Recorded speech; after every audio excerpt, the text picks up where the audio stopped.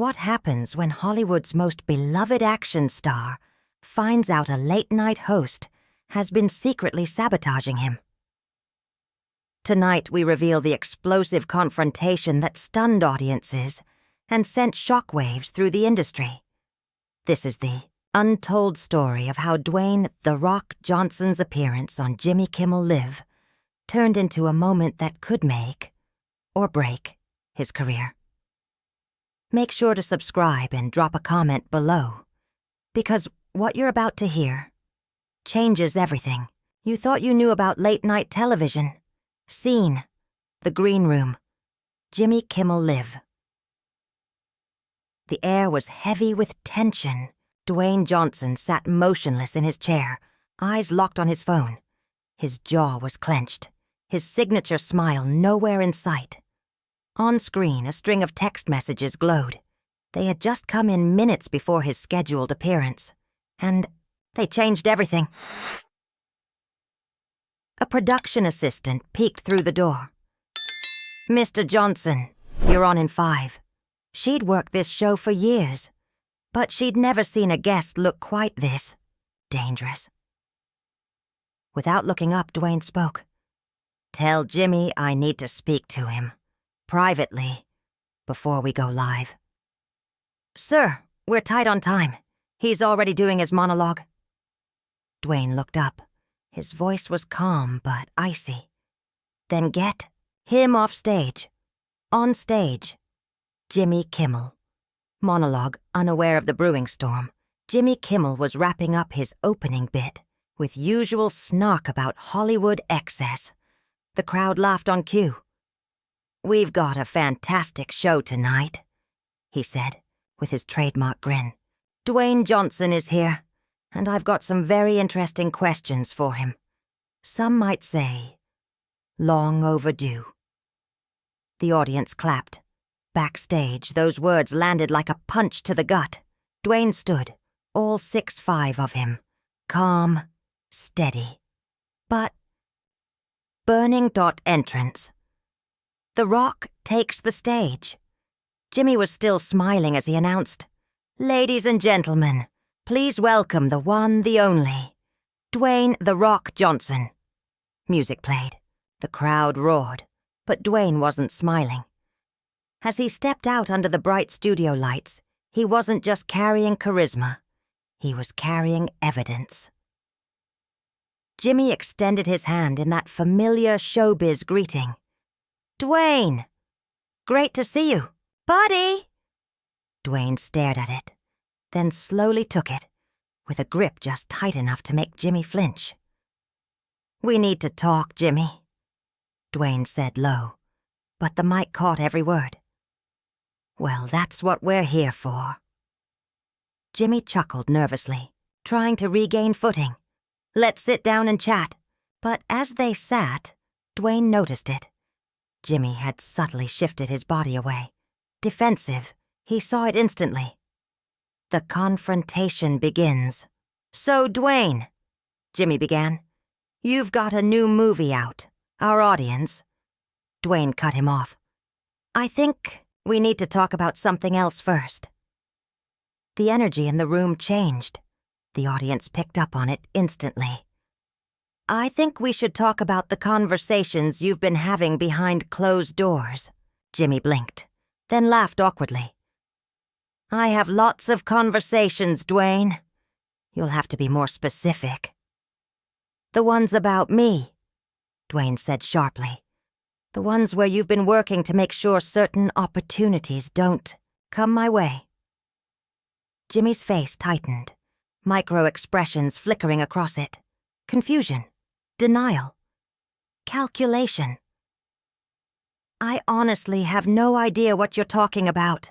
Dwayne reached into his jacket. "Really? Because I've got some very interesting texts right here that say otherwise." The studio went dead silent. Cameras subtly shifted. In the control room, producers debated. Cut to commercial.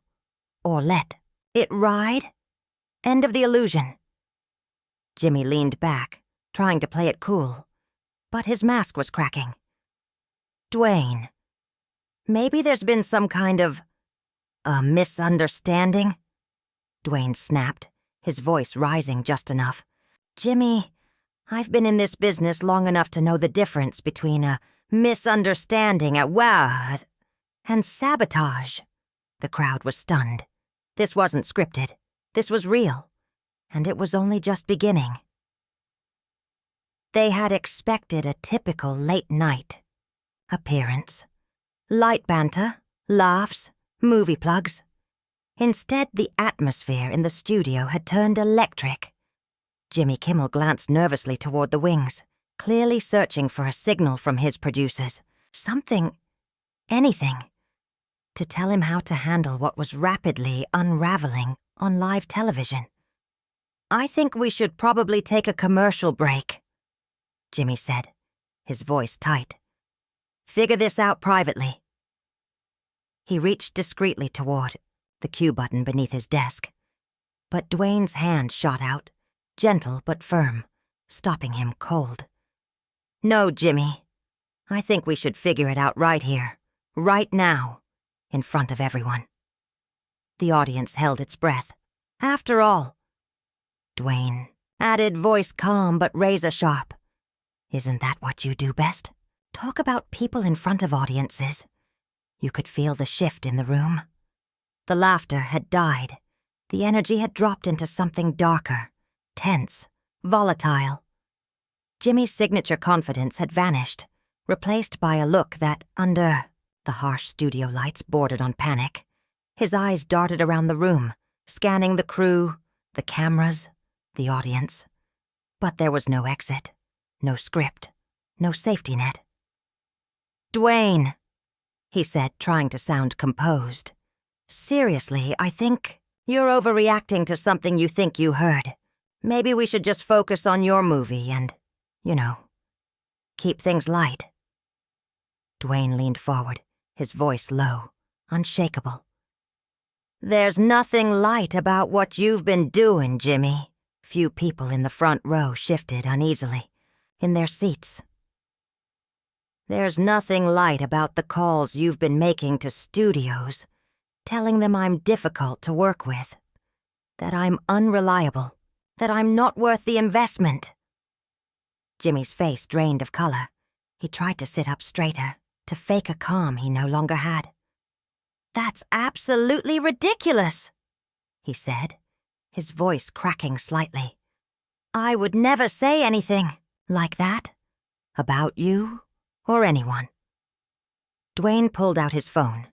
Its screen lit up under the studio lights. Really? He said, holding it out. Because I have a text from Marcus Chen at Universal. You remember Marcus, right? The executive producer who was about to offer me that franchise deal. Until your buddy suddenly landed the role instead. Jimmy opened his mouth, then closed it. I don't know what you're talking about, Dwayne read aloud, his voice gaining strength. Message from Marcus. Just wanted you to know Jimmy Kimmel called me last week. Asked if the rumors about your attitude problems on set were true. He seemed really concerned about whether you'd be a good fit for our project. Silence. Even the camera operators had stopped moving. Jimmy looked like he might speak again, but nothing came out. And that's not all, Dwayne continued. There's another message from Sarah Williams at Disney.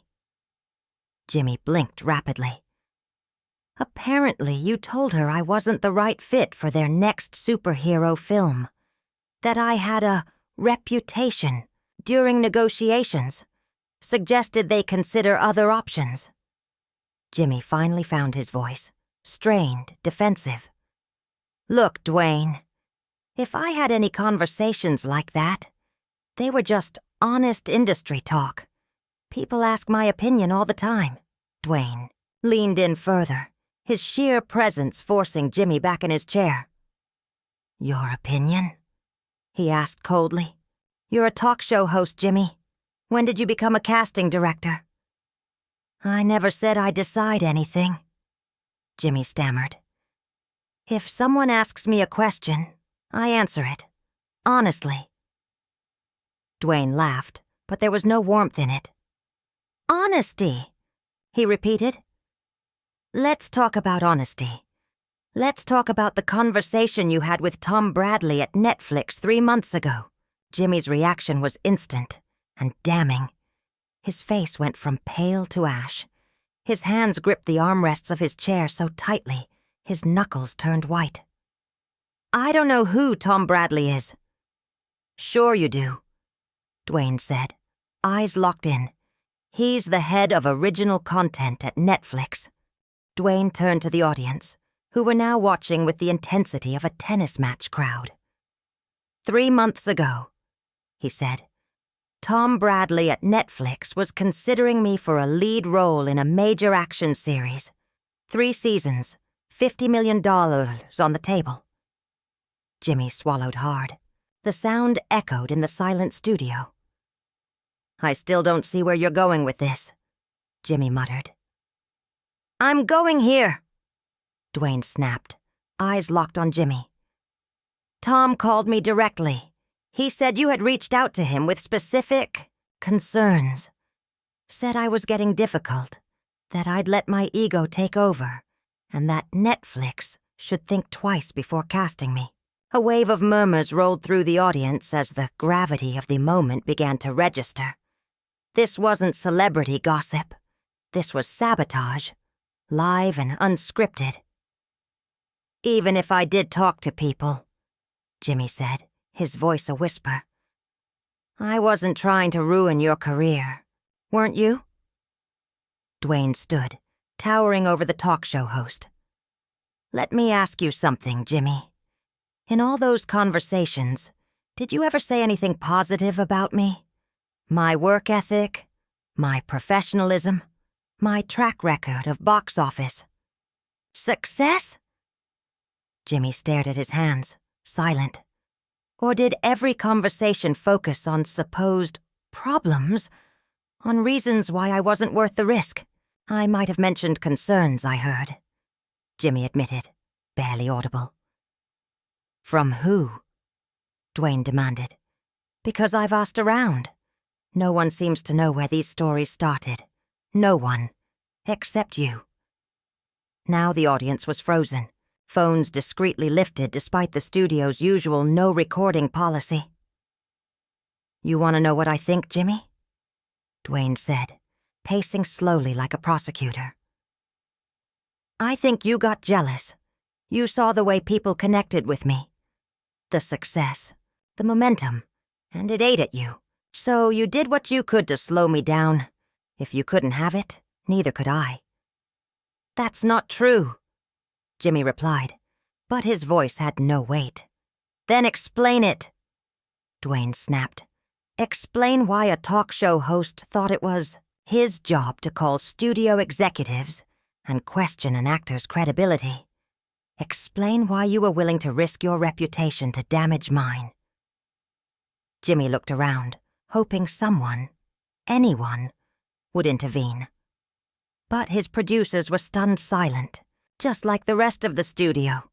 Finally, he spoke, voice shaking. Maybe I did say things, but it wasn't because I was jealous. I thought your success was going to your head. Dwayne's eyebrows rose. My success went to my head? His voice spiked for the first time. Jimmy, I've shown up early, stayed late, treated every single person on set with respect. I've built my career through discipline and integrity, not by tearing others down. Jimmy shifted in his chair, visibly uncomfortable. I didn't mean it that way. How did you mean it? Dwayne pressed, stepping forward. Because it sounds like you're saying that I deserved to have you quietly sabotaging me behind the scenes. That success justifies betrayal. That's not what I was doing. Then what would you call it? Dwayne shot back. Calling studios, spreading rumors, planting doubts, costing me roles worth tens of millions. What is that, if not deliberate sabotage? Jimmy opened his mouth, but Dwayne cut him off, hand raised. No, don't answer. I'll tell you what it is. It's sabotage. It's jealousy, professional and personal, taken to a level that's not just unethical. It's pathological. The studio was silent now, breathless. Even the camera crew looked stunned. You want to know the saddest part, Jimmy, Dwayne said, voice low and furious. I respected you. I thought you were one of the good guys. I thought you got where you are through talent and hard work. But now I see the truth. He stepped back, eyes hard, as the tension in the room reached a breaking point. You didn't build your career by lifting others up. You built it by quietly dragging them down. Dwayne's voice was cold, but cracking with fury. Taking it too seriously? His volume rose like a storm. Jimmy, you cost me a $50 million Netflix deal. You've been sabotaging me behind the scenes for months, maybe even years. And now I'm the one taking it too seriously? Jimmy tried to keep his cool, but his voice wavered. I never meant for it to go this far. Dwayne stepped closer. But it did go this far, didn't it? And the only reason we're even having this conversation is because people finally stopped listening to your poison and started coming to me directly. Jimmy glanced nervously around the studio. The air had gone still. Panic flickered in his eyes. Can we just cut to commercial? We can talk about this privately, Zane shook his head. No more hiding. You waged your little war against me in private, Jimmy. So we're finishing it in public. Dwayne, please? Jimmy's voice cracked. My career, my reputation, everything I've built. Dwayne cut him off, ice in his voice. Everything you've built? You built your career on the backs of actors like me. People who came on your show, boosted your ratings, made you look good. And this is how you repay that loyalty? By stabbing us in the back the moment we're not in the room? Jimmy stood up, maybe to salvage the interview, or maybe just to flee. But Dwayne's presence alone seemed to press him back into the chair. Sit down, Jimmy. We're not done. Jimmy tried to muster some dignity. This is my show. I'm ending this interview. Dwayne let out a hollow laugh. Your show? Jimmy, after tonight, you might not have a show, because now everyone watching, here and at home, is going to see who you really are. Jimmy went pale. You can't do this to me.